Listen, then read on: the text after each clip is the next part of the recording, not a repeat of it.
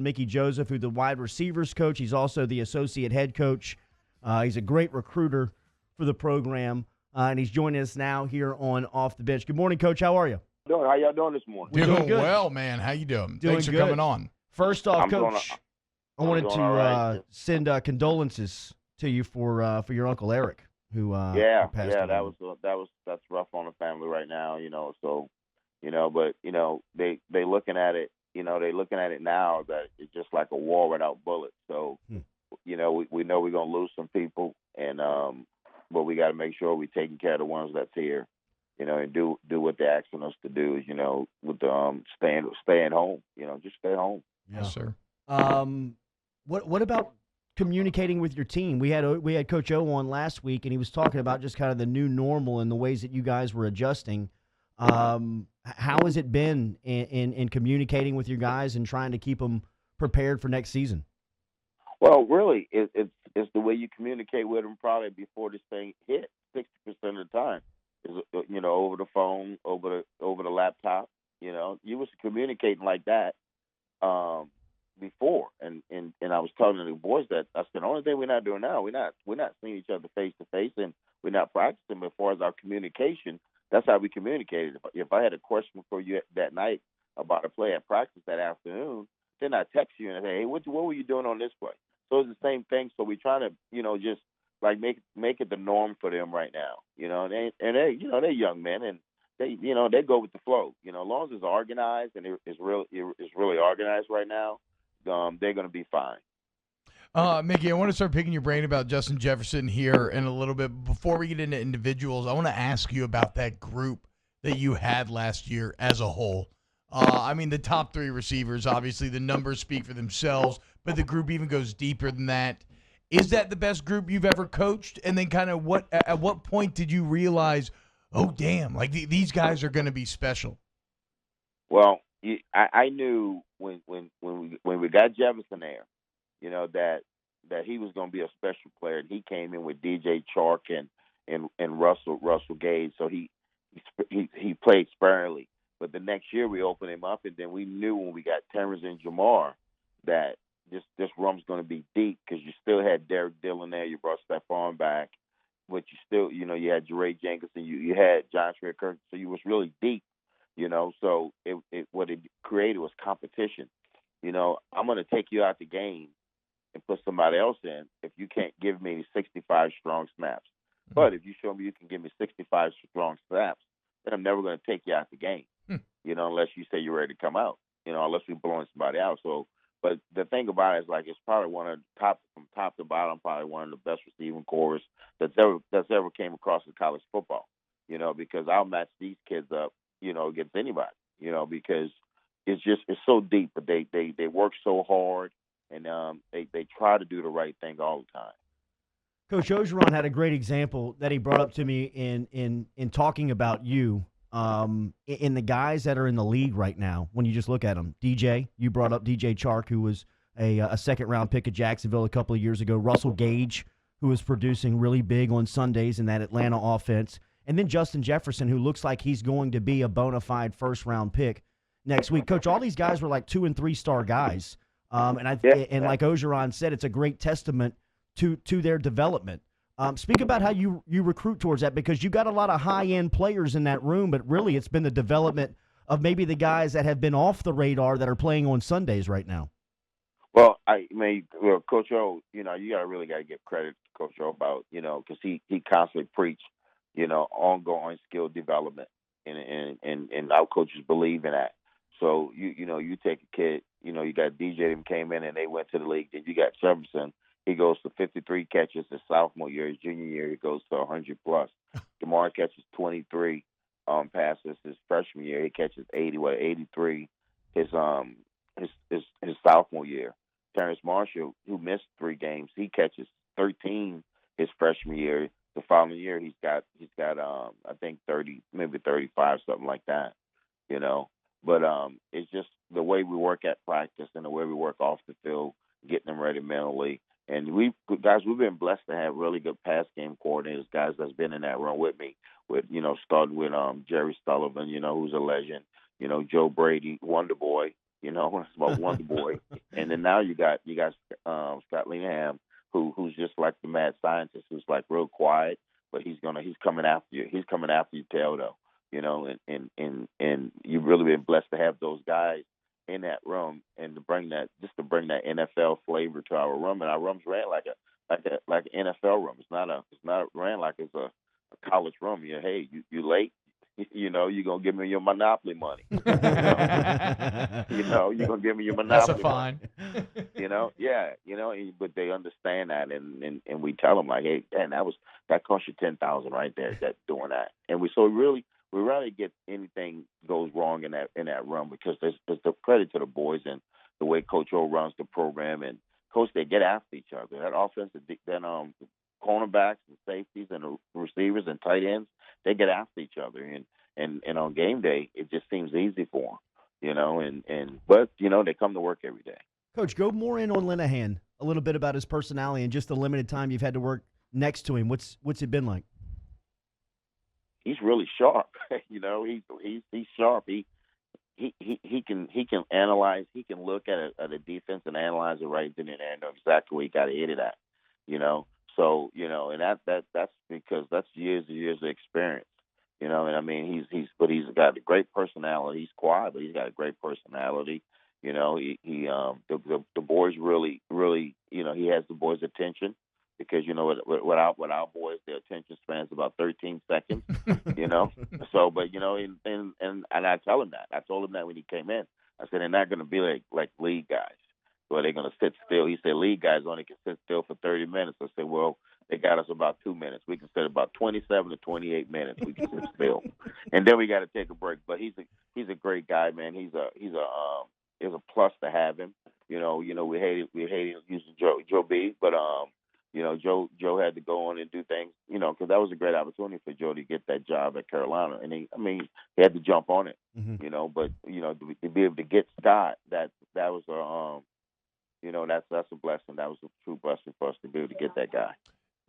Coach Mickey, one thing that jumped out to me last year that maybe isn't talked about a ton is the drops just completely went away. It seems like there were almost no drops, definitely no critical ones last season. A lot of that I'm sure had to do with the summer of 10,000 catches. Is that summer of 10,000 catches, is that going to kind of be the expectation from these guys moving forward? Yes, when we already started it because we want them to hit. They got close to 10,000, so we want them to hit that 10,000. We want them to hit that goal. So we started when spring football started. So they're doing it right now with the 10,000. But another thing we did, we had a ball for every drill. Every drill ended with a catch. Every drill ended with a catch. You always caught the ball. We did a drill, you caught the ball. So we made the ball a priority. But what we didn't do, we didn't beat them up about it. If they dropped it, Joe knew to go back to them the next play. And usually what happened with, how Steve calls it, if you drop it, Steve's going to come right back to you. He's going to come right back to you because he's got the mind of a quarterback. I'm going to go right back to him. And Joe was the same way. So, and it just, they work on it. And then, we have Jack, like Jack's a really smart trainer, and he did this study on AI. So we know where to put him. We know where to put him. We know, okay, he's strong over here to the right. He's strong over here to the left. What? So we know where to put him in. And people, NFL guys and people are calling Jack to find out what we're doing. So, we know when it's going to be it's going to be a tough catch for him because we can just see what side he's on and what route he's running. Wow. So, So y'all almost have I'm reminded of the old baseball video games where a batter's strike zone would have his hot and cold zones. Like y'all have all that data broken down. Yeah, we have all that. We have all that broken down, and you can't ask somebody to call the plays that way, but it just worked out in our favor that way. Hey, one game we dominated. We was a left hash team. Wow. Other game we was right hash team. So. And the thing about it is, like, we don't tell people what's Jamar's strength, what's there. We just say we know where to put them. Yeah. Look, let's. We don't need to give away the magic tricks here. Let the magic speak for itself. Yeah, and then like you say, then the things that Coach made sure we had. We got a jug machine. Jug machine can throw different any ball you want them to throw, a slant route, a go route. You wanted You 20 yards. you're talking about that new robotic jugs machine, Coach? So they learn, they work that, and they catch on that. They use tennis balls. So they doing everything possible to make sure they're catching the ball, because some catching the balls to some of the guys, they're not natural catchers. They need to work on their technique. You take a Jamar Chase and Justin Jefferson. Justin really developed into a natural catcher. Jamar Chase was a natural catcher. He's a natural catcher. Like, boom, I'm right here. Just one kid that that's no longer with us. D. Anderson was the same way. It's a natural catcher. But and they just work. They work hard at it. Give me one name to watch out that nobody knows that's a natural catcher right now. That nobody knows that. Just to watch out. Can I say who's coming in the door? Sure, absolutely. Sean Butte. Yep. Oh, okay. 5-star coach. Okay, then got that 5th star late in the process. So this dovetails perfectly with what I wanted to ask you about, because you mentioned how competitive that room was last year. It's going to be uber competitive again this year, Coach. Last year, 11 personnel, kind of the Fab Five, 3 wide receivers out there constantly. Who's vying for that 3rd wide receiver spot this fall? We know about Chase and Marshall. Who's going to assert themselves and try to win that job? Well, you have Racy. You have Racy out there right now. Racy, is a kid that, was great on special things. He was a great receiver, and, he played behind Jamar last year, so we moved him over to the Z. So he's our 3rd guy right now. But you also, got coming in. You got Jeray Jenkins, who's having a hell of a spring until this epidemic hit, and then Trey Palmer. Trey Palmer was having a good spring. He showed some flashes, and he can run. And then the kid that everybody got to watch out is John Trey Kirkland. This kid has really developed into a really good receiver. And it takes time because he played quarterback in high school, but he's developed into to the point where I think this kid's going to play on the next level, because he's on every special team, and he's athletic, and his football IQ is really high. So but then you got those kids coming in. You got Corey Morse coming in, and then you have Keyshawn Butte, and then you also have Adam Alex, one of the best receivers out of Mississippi. And the thing about it, we stay local with it, because that's what we was looking for. But we still going to go national to go get receivers. But that room's always going to be competitive. I got that from Coach O wants it that way, but Coach Osborne did the same thing with us at Nebraska.